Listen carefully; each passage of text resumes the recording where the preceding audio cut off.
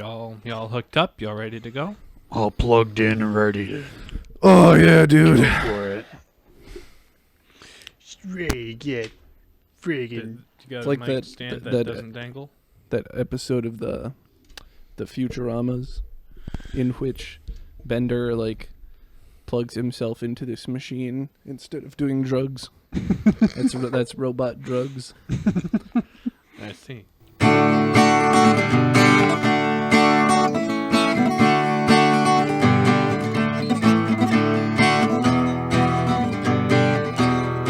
Where is Futurama available? 'Cause Nowhere that I know of. it used to be on Netflix, and I didn't know Like on that it HBO was or good. something? Whoever Fox's I think streaming service. so. Fox Well, is- aren't they part of Disney now? Isn't that going to end up on Disney Plus, presumably? Simpsons did, but that's a little different.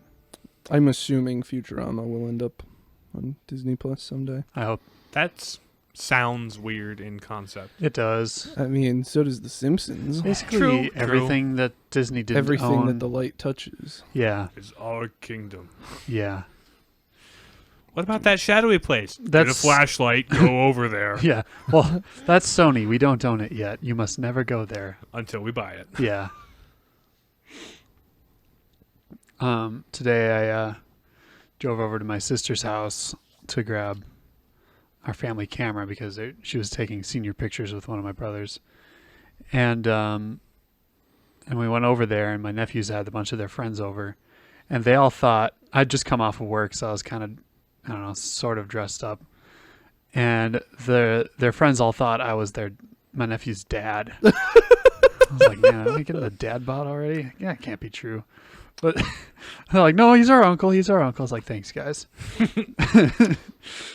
It was kind of funny. These kids they're all like, I don't know, like 10, 11 too. It's like you'd think they'd get the picture, but they're not the first ones to think that my sister was my gal, because another time, and this lady I worked for, I went to the old pizza place with her to pick up a pizza with my sister when they were over, and she's like, "Oh, is this your girlfriend?" I was like, "No, this is my oldest sister."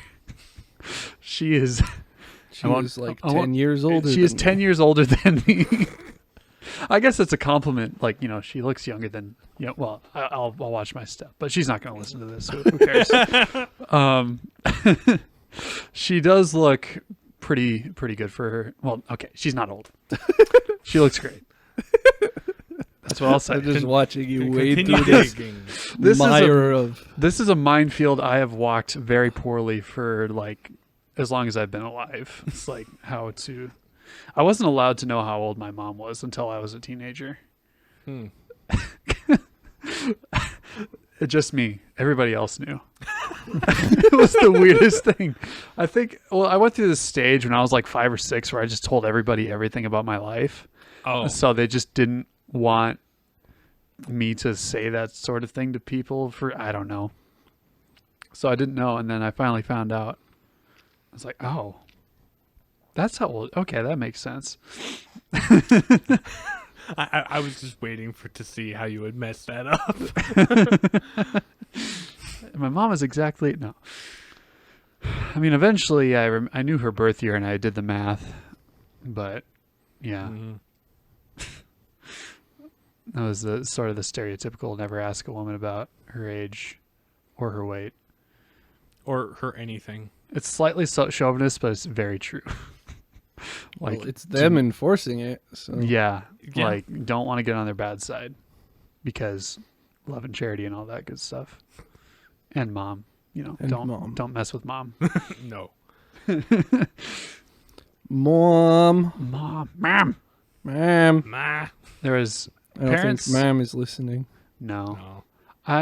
She's not on demand. Parents parents have this remarkable ability after a while to zone their kids out, not tune them out. Because there was one time we were at a fundraising banquet for our Newman Center, and my parents were there, and I was getting ready to go. I was standing right next to her, tapping her on the shoulder. Mom. That's Kathy. Mom. Yeah. Mom. This went Mom. on for like almost Mom. a minute, Mom. and then Mommy. and then I like Mommy. grabbed her shoulders, Mommy. like, "Mom, I gotta go." Mama. She's like, "Oh, bye." Mama. Like she didn't hear me. Mama. Lois. What? Hi. Yeah, pretty much. That's kind of the same with when you go to like a family reunion or like Oh, a yeah. big gathering where there's way too many kids. Not the all only of them mom have there. mothers, and all of them want to get their attention at some point in the day. Mhm. The word "mom" just becomes part of the nebulous background noise. What? Now we know what whiskey up the nose feels like. Boys. Don't do lines of whiskey. Keep talking. Anyway, that was I'll your live. thing is much more interesting. I'll live. Anyway, Ugh. so yeah, the word "mother" just becomes part of the background noise, just with kids Yeah. going "mom" all the time. The ether. So you've just got to call across the room, "Hey, Tracy," and she's like, "Oh, hello." Person that doesn't usually call me by my first name. Yeah. It's like, don't you ever do that again. Don't call me by my. Well, she gets it. It's Yeah. not like she's super duper strict about that. It's like Mhm. I don't go home. It's like, "Hello, Tracy. What are you up to?" It's, Yeah.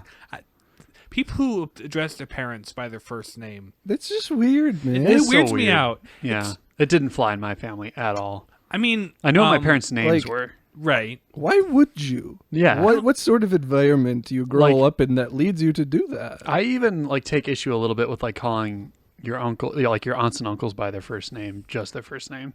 But I mean, now that I'm an adult, it doesn't really bug me as much. But like, and my nephews, I was young when they were born, so they're more like little brothers than nephews. I mean, they're still nephews, but Right. So like, but there was one time we were all like trying to get my sister Melanie's attention, their mom.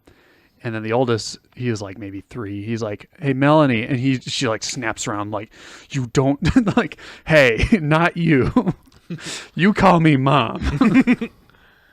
It's like, okay, mom. I mean, it's one thing. My brother-in-law calls my parents by their first name, Mm-hmm. just because That's an in-law thing. it kind of is.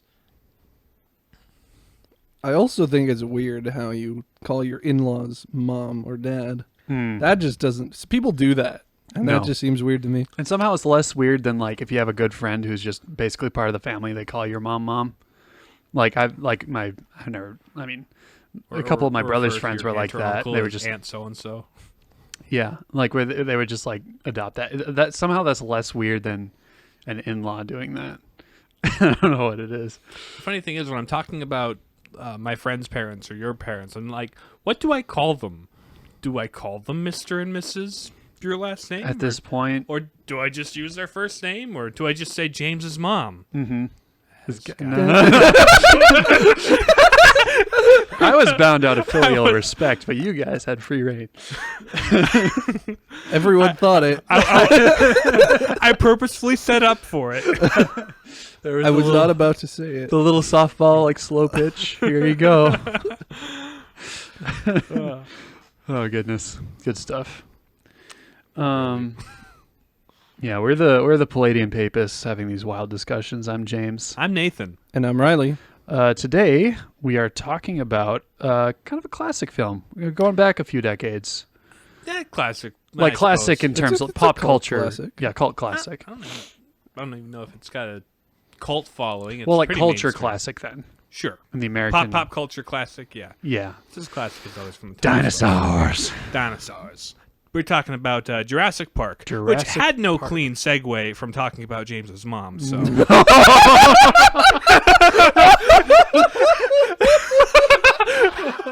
You're lucky she doesn't listen to these. I was complimenting her, but it wasn't. You're right. But no. Jokes at her expense, And but spare no expense. spared no expense. Anyway, so yeah, Jurassic Park. It's one of my personal favorite Oh, yeah. movies. Great Made movie. by Steven Spielberg back Yep. in what, 91? I should have looked it up. I thought it was like 80s. Let me I thought it was 80s. give Dude. me a second. It was. Jamie, pull it up. Yeah.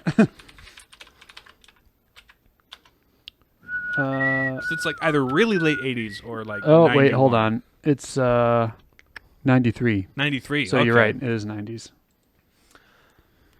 Jeez, that's... My brother's older than Jurassic Park. Well, there you go. We're all older than Google. This is true.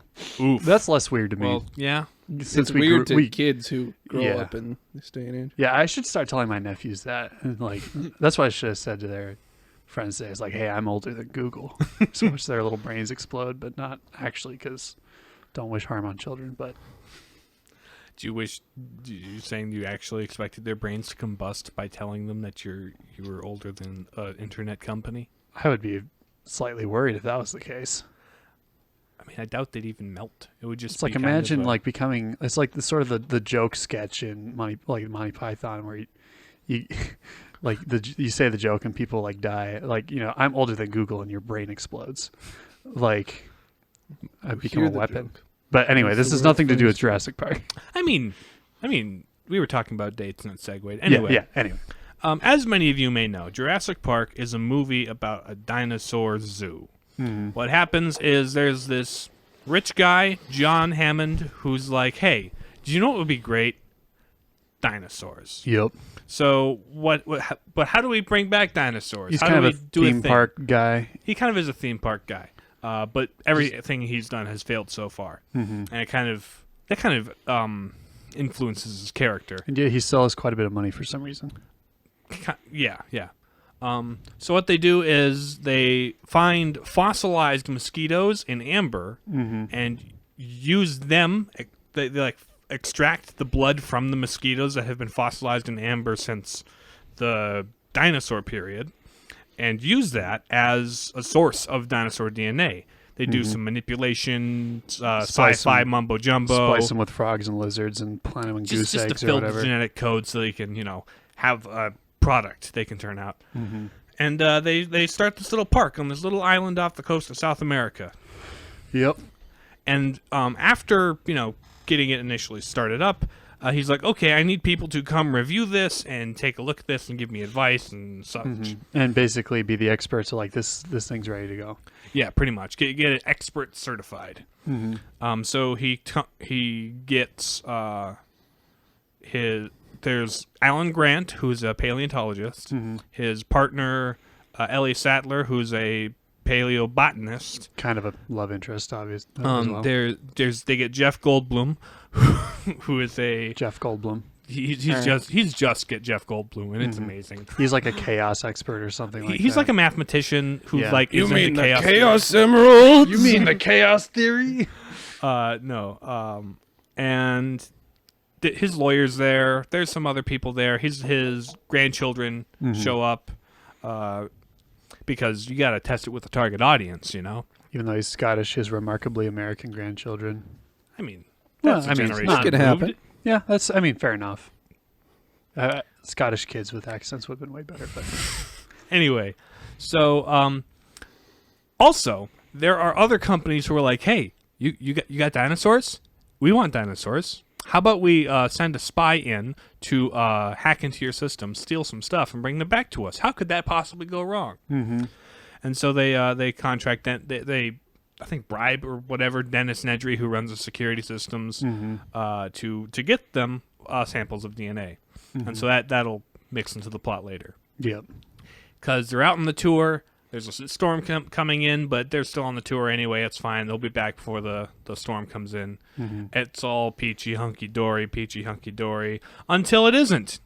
Because the power cuts out because of the evil company's plot. Someone shot the fence off in the rain. Pretty much. It starts raining. Dinosaurs get out. Mayhem ensues. People die. Action set pieces. Cool Big character Tyrannosaurus growth. Rex scene with the cars and the Yes. flare and all that stuff. Oh, yes. Very, very fun stuff. A couple people get chomped. Multiple people get chomped. Yeah. There's velociraptors, and apparently they were, very intelligent, And Predator. already killing people, but they were trying to keep it quiet. Yes. That was the opening scene was them trying to corral a velociraptor into a cage, but it wasn't cooperating the way they do. So just a bunch of things. They get there's a plot to get the power back on. Mm-hmm. It kind of fails, but they have to shut everything down first. They get then separated. they bring it back up. But they get separated. They come back. It's really the exact beat for beat. What happens in there isn't particularly important. No. The point is, they manage to escape. Several people lighter, Mm-hmm. but Well, the one significant thing from like the split up is like Alan's arc, where at first he's Right. like, him and the biologist are like, basically dating or whatever, and they're arguing, kind of an item. they're arguing about kids, and the guy doesn't like kids, and the girl's like, I kind of want to have kids, and then over the course of the movie, he's got to protect these kids. Right, he's stuck in the electric car with John Hammond's grandchildren, and they're asking him questions and all sorts of stuff because Annoying the him. little boy is like super into dinosaurs, and he's a paleontologist that wrote like this book on dinosaurs that he's read. And he's like, "Do you really think all the dinosaurs evolved into birds? Why do you think T-Rex's vision is based on motion? X, Y, Z." Just kind of exposition plus other things, and he is also there to be to provide exposition to them a little bit. Mm-hmm. But over the course of the film, he's like, "No, I don't like kids. I don't want to deal with kids." But he kind of opens up and warms up to these kids and helps guide them through the park and keep them safe until he's genuinely concerned about their well-being, and they trust him to take care of them. Mm-hmm. It's really kind of a neat little growth in relationship and coming together to overcome adversity sort of thing. Oh yeah, biologist is Admiral Holdo before that happened. Right. I forgot And- about that. Hmm? I forgot about that. Okay. Yeah. That actress. Mm-hmm. Irrelevant, but anyway. There's a lot of actually really nice little character vignettes in there, because even Ian Malcolm, who's who's Jeff Goldblum's character, Yeah. he's kind of a very Kind of a cynic. he's very cynical. He's very God is dead and we killed him, chaos theory type of guy. Mm-hmm. And he comes off as cold and unfeeling, but like there's a couple of points in the movie where he pulls out a flare to distract the T-Rex so that Grant can get the kids out of the car. Yeah. So there's a couple of moments where he shows his colors in a heroic way. Yeah. He just is awkward about expressing it elsewhere. Yeah. And then there's Sam L. Jackson here and there doing Sam L. Jackson things. Hold on to your butts. Mm-hmm. And he like volunteers himself to go turn the breaker switch back on, but it turns out he dies because raptors. Mm-hmm. So there's like a lot of little things like that. Clever girl. There's The the raptor hunter guy. yeah, Australian dude. Gennaro? Maybe? No, Gennaro's the Pilot dude? no, he's the lawyer. Oh, yeah. That guy is. He gets eaten on the toilet, right? He does, Yeah. because he's a coward that ran away from the T-Rex in the rain, and the T-Rex is like, "Ooh, motion! I'm gonna go chomp it." Mm-hmm. What was the Muldoon? I believe is Ah. the hunter's name, Yep. and he's out there escorting Ellie, and we're being hunted. So yeah, another thing is John Hammond's arc is he thinks everything's under control. He wants to create a space. He wants to have something that is his, right? He wants to create something to his name that is real, that people can experience, and kind of he wants to make his mark on the world in a way. But he's rather callous. He spares no expense, but he doesn't take precautions. Yeah. And over the course of the film, he has difficulty taking up responsibility for his shortcomings in just everything going on at Jurassic Park. And he's like, well, next time I can do better. And he has there's this illusion of control that he feels like if he just spends a little more money, if he does something else, he can kind of control all the variables next time. But it's nature. It's crazy. It's free. It's chaotic. It's kind of the his ideals and Jeff Goldblum's ideals. Life finds a way. Right. It's this order versus chaos sort of thing he's grappling with. Mm-hmm. If This I is just beyond clean my room- science. Yeah. Wait, what? You don't know the "This is beyond science" meme? I've heard it. I don't remember off the It's top of my just head. a line where they were sitting around the table in the Oh, yeah. beginning. Mm-hmm. So that's kind of a general overview. Yeah. Something I really like about this movie is it's got a lot of great action set pieces. Mm-hmm. I mean, it's dinosaurs. How much more fun can you get? Dinosaurs. And for being made in 1993 and being kind of an early adopter of digital effects, Yep. it holds up surprisingly well. And like a combination of digital and practical sort of bridge Right. the gap. Because one thing they did is they had like stop motion armatures for the velociraptors, and those were hooked up to a computer. So what they moved on the armature would move in the skeleton in the computer program. Mm-hmm. So they were basically doing stop motion that was digitized into like CG. Yeah. And they did a lot of really great lighting tricks and mixing the practical with the special effects to kind of mask the seams between. the seams between them and the kind of shortcomings of digital Yeah. effects at the time.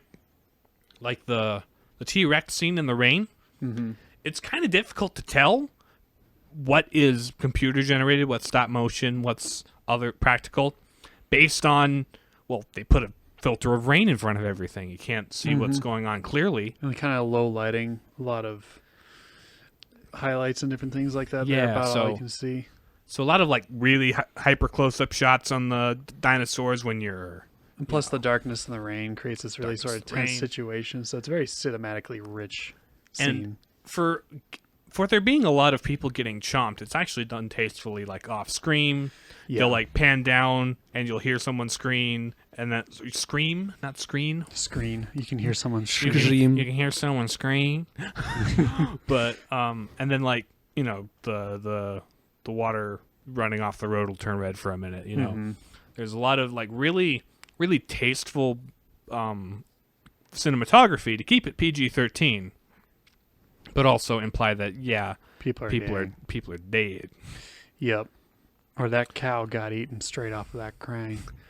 But the goat gets the fact that the goat got eaten was purely like context clues, right? Because you saw the goat pop up from in the cage earlier, and the dinosaur didn't show up for whatever reason. And then when we come back through the cage, the chain that the goat was on, the goat's gone. Mm-hmm. And so it's like the implications, it's what you don't see that's actually kind of scary. Yeah.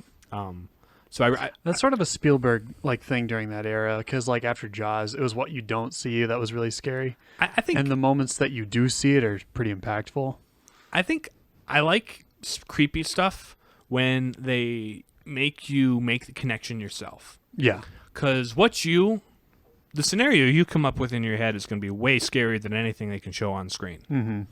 So, like, implications can go a long way. It's like, oh no. You know? Right. The realization, the fact that you make the connection right before the dinosaur shows up behind them is... It's like, wait a minute.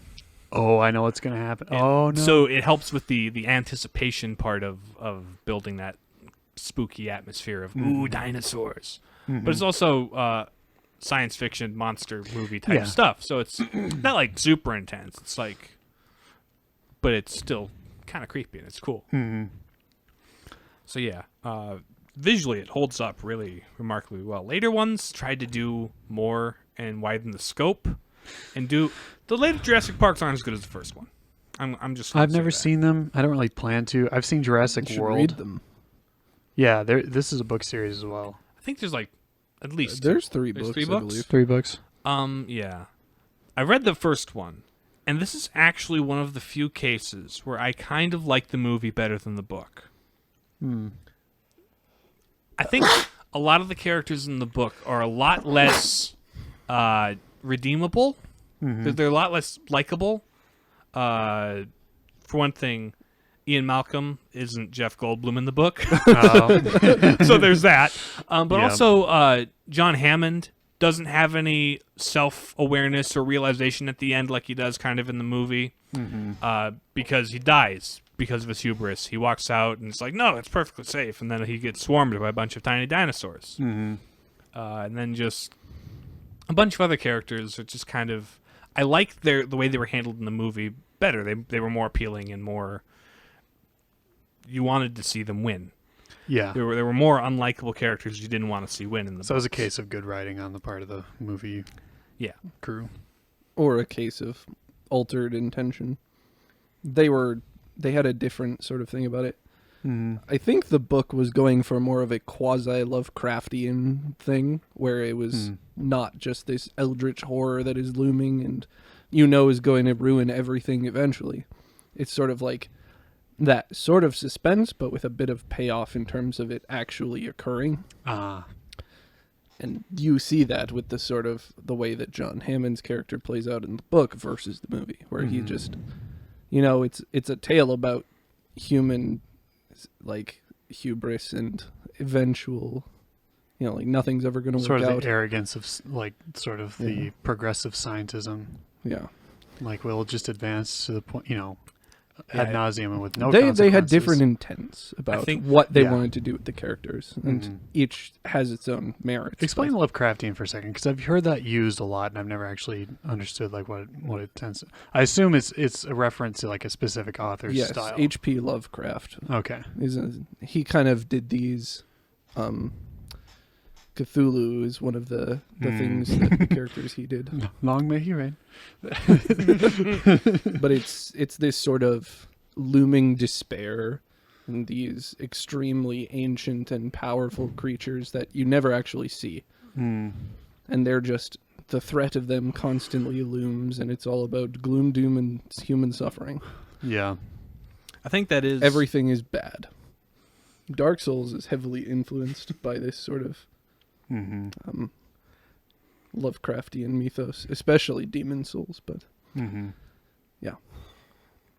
I think one of the main differences in book versus movies, the book is like, the world's screwed now.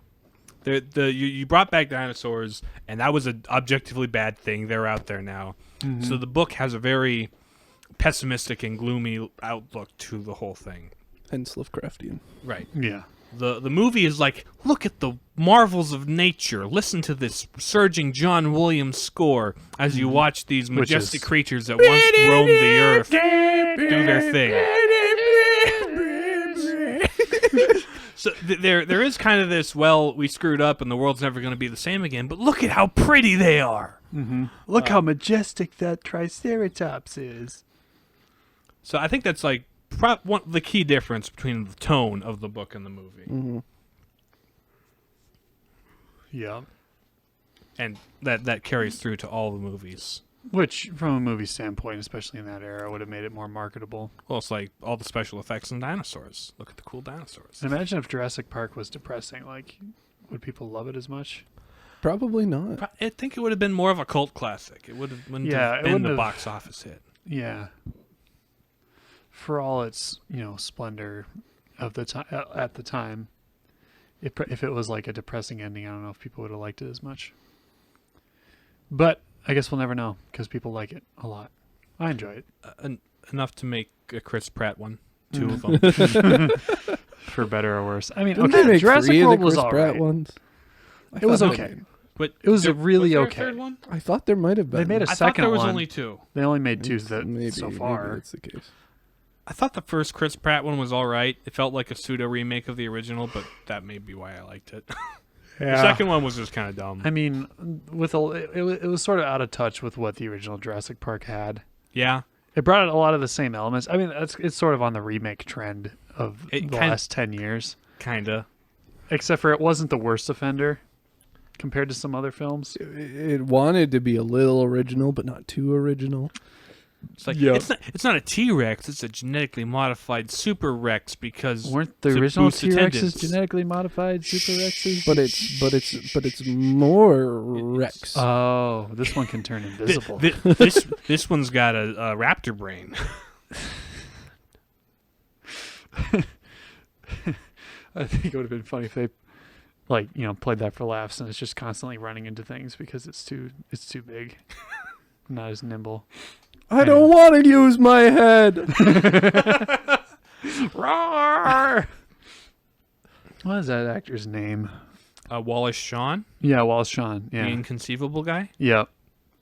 Rex and a whole host of other characters in Pixar movies. He was also in we haven't talked about this before, but the King's Quest game. There was a. I think you've mentioned it before, but not there on the was show. a recent. It's an old series from the 90s and 80s of like point and click adventure games, and they made a recent like kind of try to reboot it in 2015. And Wallace Shawn played one of the characters. And one of the things you did is you're like in this night's competition with him, and you had to challenge him in a duel of wits. Yeah. And there was also cups of poison involved. It was it was very self-aware, and they knew it. It was so good. I gotta get you to play those. While we're off topic, for some reason I had the urge to watch a scene where Wallace Shawn and J.K. Simmons. No, wait, hold on. That's not the guy's name. Pictures of Spider-Man. Yeah, J.K. Simmons. J.K. Simmons, yeah. Them arguing for some reason would be really funny to me. I don't know Like why. in character. In character, yeah. They're Anyway. both such great character actors. Digression. Anyway. Neither of them have anything to do with Jurassic Park. No, not remotely. Not remotely. We're wandering off the trail. We're gonna get We're eaten. gonna get jumped by a bunch of raptors. Mm-hmm. Unusually, raptors of unusual size. Yeah. We're That's the second We're gonna get Chris jumped. Pratt movie. We're gonna Chris get jumped Pratt by one. a bunch of sport F-150s. That was a stretch, but I anyway. still don't get it. Huh?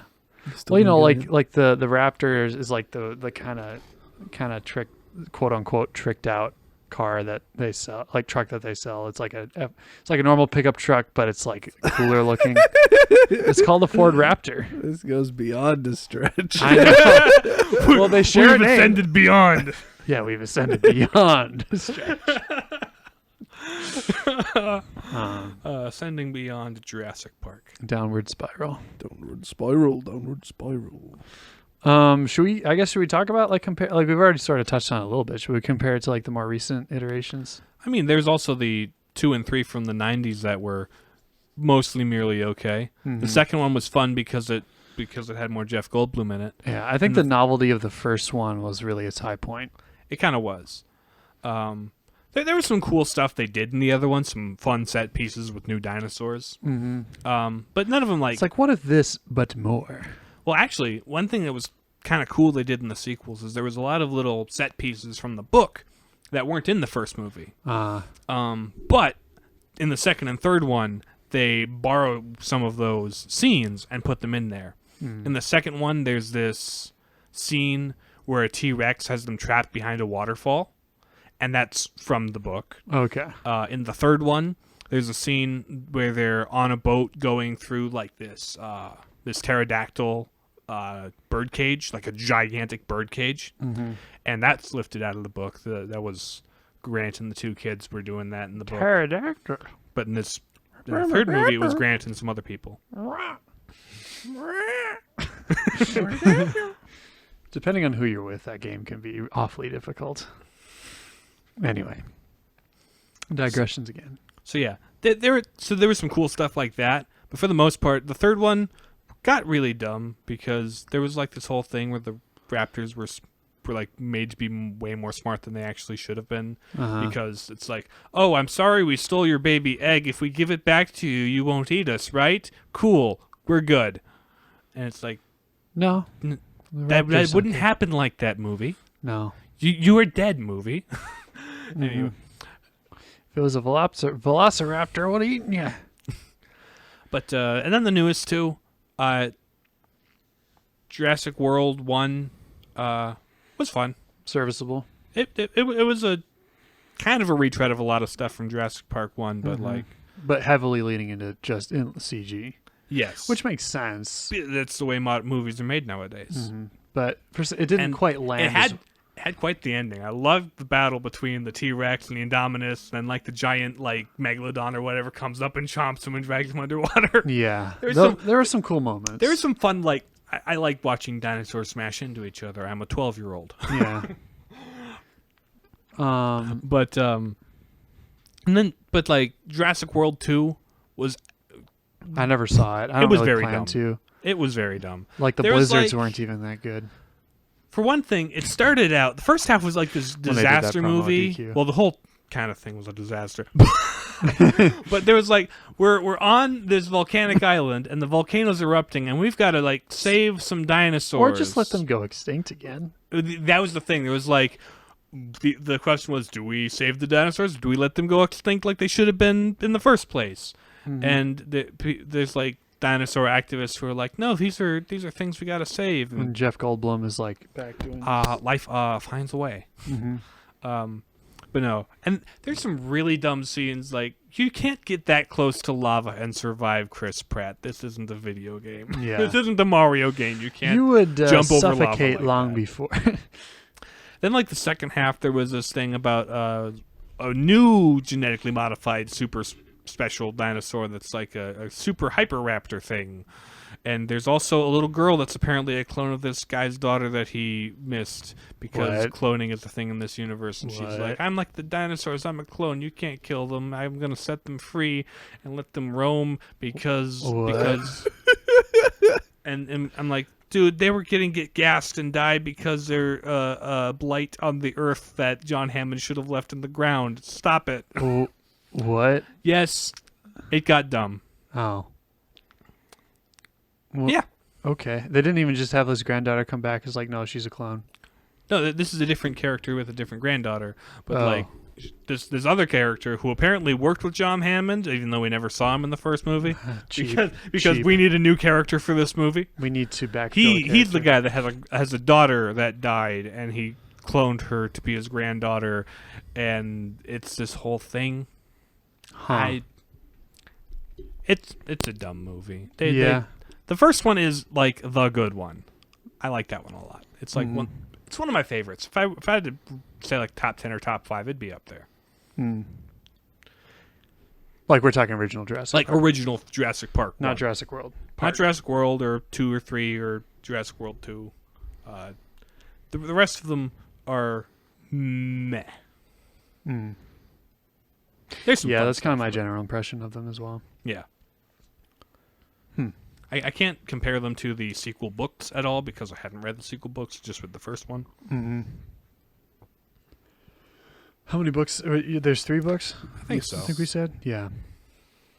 Well, Well, I guess what are what were some elements of beauty? Or no. Let's start with truth. Truth. It's the first one. You It's an said. arbitrary formula. order, but we got it. Yeah, we got to stick to the formula. That's right. We were watching Ordinal Scale last night. There was the giant crab boss that they were fighting. It looked, yeah. Anyway, Now we're even more off track. again, Elements We're very of focused truth. tonight. Well, there's the Life life finds a way. Sort of the limits of science and the necessity of This is beyond science. ethical, like you need to be ethical with science and not break things that should not be broken. as Kind it of. were. The other thing is, one thing I kind of pulled from it is it approached from a very atheistic way, but it was like there's this sense of control versus nature, Yeah. where it's like if we try and control our own destinies, it is going to suck. If we clean our room too hard. Clean your room. Yeah. But and although it's not like what the movie says, there's the let go, let God cliche saying, but Yeah. it's like it's kind of Yes. the and answer no. to that. It's like you can't control everything. You can't control every minute detail of your park. It's gonna falter. You're gonna have something. But you got to control yourself. You got to control yourself. You got to know your limits and know You gotta when control all 2 million lines of code. Yep.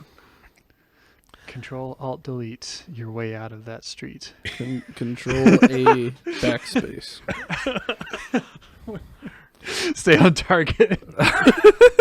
Oh, tonight's tough, guys. We're having a hard, or whenever you're listening to this, while we're recording this, we're just having a very hard time focusing right now. It's a little bit We're later just than we memeing. usually start them, but Yeah. Anyway, so yeah, that was Anyway, that was one of the things. It was like, you know, make that a T-shirt. Control Alt Delete your way out of that street. Okay, moving on. moving on. Also, sort of the value of human life is very much like a vis-a-vis dinosaurs and stuff. You realize, you know, I think at first Hammond's trying to protect his creation, his park, but then he's like, okay, my grandkids are more important than Exactly. Yeah. this whole thing. And The same thing with Alan and like his whole arc And- with the yeah. kids. yeah, absolutely. And He starts out cynical, but then he's kind of overall a more likable person by the end of the film. yes, same with, I think to a lesser degree, Jeff Goldblum's character kind of goes through a similar arc where it's like he actually injures himself trying to save people. And the people that try and save only themselves or go out on their own end up being the ones that die. Or like the guy who's the mole who's trying to sell the information gets eaten by a By a venom-spitting Dilophosaur. Because mole. Mole, mole, mole. what? Mole. You guys haven't seen Austin Powers yet. I No. forget that. No. Haven't seen. No. Anyway, Anyway. I guess goodness. We usually get to goodness before we get to goodness. we often do. But yeah, like Alan Grant's arc coming to As we've his relationship with the kids, watching that grow and develop. there's some There's some really nice like character moments, like in tension relief sort of thing. that. Right, where they're like the car is stuck in a tree, and so Grant's got to climb the tree and get the kid out of it, and the little kid's like kind of embarrassed because he threw up during the whole ordeal, and he's like, "Don't worry, I won't tell your sister. Come down." He's got to coax him out of the thing, and then they start climbing down. The car starts falling down, so they got to climb down faster. Must go faster.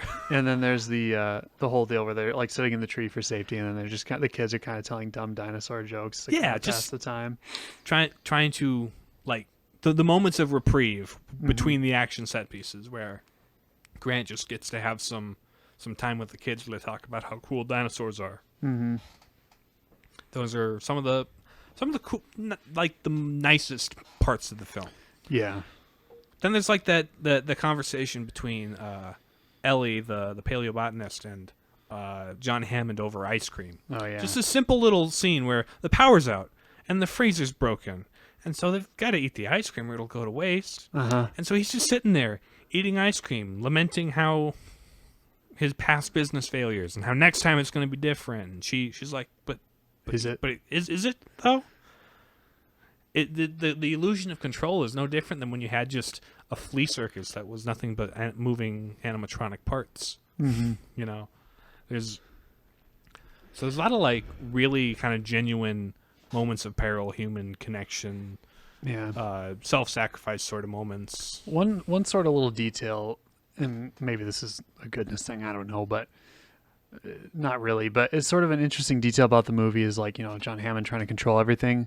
The tour cars are on like a guided track that they're locked into, so you're putting people on locked track cars so they can't, control their fate as they're going through this thing full of man-eating dinosaurs. Sort of that's like sort of a reflection of his mindset. I just thought about. Yeah, a little spared no expense, but callous about the details.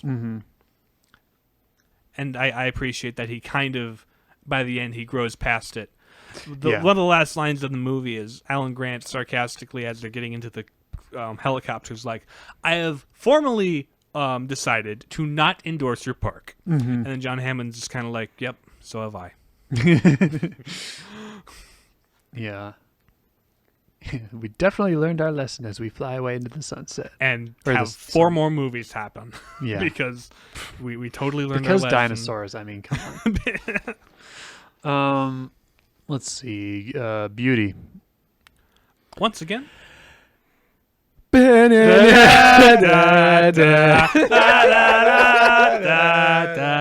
I mean, John John Williams. Williams. All He's like jokes one of aside. my favorites. He's one of the greats. I think we're sort of slowly checking off the list of John Williams films that we're reviewing. Well, Ba-ba-da-ba. Jaws, Indiana Jones. We'll have to do an Indiana Jones episode one of these days. we could, I suppose. Maybe kind of We cover have all to- through. Have like you seen all the movies? I've seen the I've first seen one. the first 3 that are relevant, and the 4th that is not. Yeah, The third one's my favorite. I like Okay. that one a lot. I need to watch the other 2. I've only seen the Lost Temple Ark. of Doom, so. Okay, Anyway, Last, but anyway, but John Williams, great stuff. John Williams, excellent. State of the art land the special blade. effects. Land the blade, boys. Yeah, state of the art special effects and super well cinematically executed. that fit- hold up really well today. Yeah, it's not just spectacle; it also serves the story. I mean, there's plenty of spectacle. Another in great there. scene besides the T-Rex scene was the Velociraptors in the kitchen with the kids scene. Oh, heck yeah! That one's a That is classic. one of my favorites. Mhm. Just the Very well executed. like the reflective surfaces, so you could see them around the corner, and they could see. Just so good. Mm-hmm. So well framed, well shot. Like, and that's sort of a little bit of foreshadowing where like this where Alan's holding this Velociraptor bowl and he's like, yeah, they used to tap the ground with this for something sensory something or other when they're hunting, and then you see them as they're going to the kitchen tapping the floor just like Alan said they would when they're Mhm. hunting the kids, but it doesn't work. So Well, he said it to the kid at the beginning of the movie that he's scared, establishing that he didn't like kids. mm-hmm. So yeah, Anyway. and then like at the end, there's the triumphant music swelling, and T-Rex had just beaten up a couple of Velociraptors. He roars, and then the banner comes down when dinosaurs ruled the earth. It's just a bunch of fun stuff. Really fun cinematic moments, cool set pieces. Yes, definitely one of Spielberg's best. Definitely. Well, how many He's- films has he made? A Several. lot. I mean, a lot, but he's produced a bunch. He's Didn't he like make- directly, like he actually directed. Right. Certainly the best of that era, I want to say. As good as Jaws is. I mean, Didn't he do the one about there's the Liam Neeson Schindler's and the List. Jews? Schindler's List. Yeah, that's different. That it's different. It's good for a completely different reason. Yeah. I said one of, not the best, but Right. anyhow. Unity. What do parts reveal about the whole of the film? Dinosaurs. Dinosaurs. I guess we sort of talked about repeatedly about, Hammond's like hubris and stuff like that. Yeah, and it's constantly reiterated in the various arguments he has with the various characters about, particularly with Chaos Theory and Jeff Goldblum, where it's like the themes are very, very constant and hold everything together. Yeah, the warnings all come true by the end of the film. Right. Like everything they talk about. I think it's interesting. Every like major dinosaur they highlight has like one moment where one person that they kill. Yeah. But like so like everything that is set up really kind of pays off at the end. It's There's the whole line like you're so hell bent on whether or not you could, you didn't stop to think about whether or not you should. mm-hmm. Well, that's a that paraphrase. kind of sums up the whole movie, and we find ourselves quoting that a couple of times. Yeah. Just because it's I mean, it's a very applicable sentence. There's only one Jurassic Park Jeff Goldblum meme we haven't done, and the we're not going to say that one. the lying down on the table. You did it. Oh no, I did it. You did it. Well, What? no, nothing. Oh, How don't you know this one? Anyway. He's probably seen it. He just doesn't remember. yeah. Anyway, Wait, no. It's coming back to me. Why'd you leave the Goldblum on the table? on the table. and I think one more kind of theme of Unity that we kind of mentioned before, but like it's the survival together. Yeah. How everyone has their individual skills, and they all like They everyone split has up a at moment their to peril, shine. but When they split up, they're in more danger, and people end up dying when they split up on their own. But like when they're all together, they're a unit, and they get out. Absolute you. Absolute unit. Two lines and a one in between them. Absolute unit. math. Math pun. Dur, dur, dur, dur. Yay! Let's We land this landed the plane. plane. Let's land this It was a rough landing, boys. We might need to put the landing gear on next time. landing gear.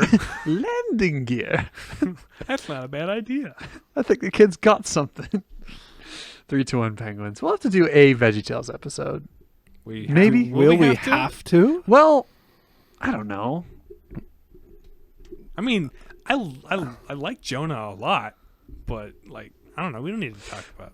Not like about a specific VeggieTales, but like kind of a generalized. I don't know. Maybe not. I don't know if ours is the podcast. Yeah. To talk Yeah, about. fair enough. I don't know. Another idea for to be crumpled up and thrown on the pile of crumpled up ideas. Yeah, we still have our only outside suggestion thus far to address at Yeah. some point Oh yeah. from Eventually. one of our 2 listeners. If you know who it is, yeah. If you You know who you are. You know who you are. and you know what it is, and you Yeah. know we haven't done it yet. And you know we're gonna get to it. As soon as we see it, Yep. Well, I mean, I've seen it. as soon as the other 2/3 of us see it. Yeah. That'd probably be worth renting for like $5 on Amazon one of these nights. One of these nights. One of these nights, one of these crazy old nights. One of these crazy old nights. Recommend our podcast To someone. to someone who you think would like to listen to it. They can listen to it during the day too. That's fine. Follow us on Facebook and Twitter at Palapapis. If you have any questions, comments, concerns, or suggestions, or complaints. complaints. You always forget complaints. I always forget complaints because I don't like to complain. That's like the everything But everybody do you knows like to about. Me. receive complaints. Yeah. No, I really don't. Who does? Yeah. Fair. Email those to us at thepalladiumpapist@gmail.com. And yeah. We're on Stitcher, Spotify, Apple Podcasts, Google Play. I think that's all of them. That is all the things that Yeah. you're on. Do the things for us. We like you when you do that. We like you We anyway. like you anyway. But- Yes. This whiskey isn't going to drink itself, so thank you for listening to our podcast while we Wow. chat. we might have had a little too much. I don't know. I'm just tired. We- And I've had we whiskey. shoot the breeze, and then we still missed. Watch out, the breeze shoots back. All right. On that note, talk to you guys later. Bye. Bye. Ciao.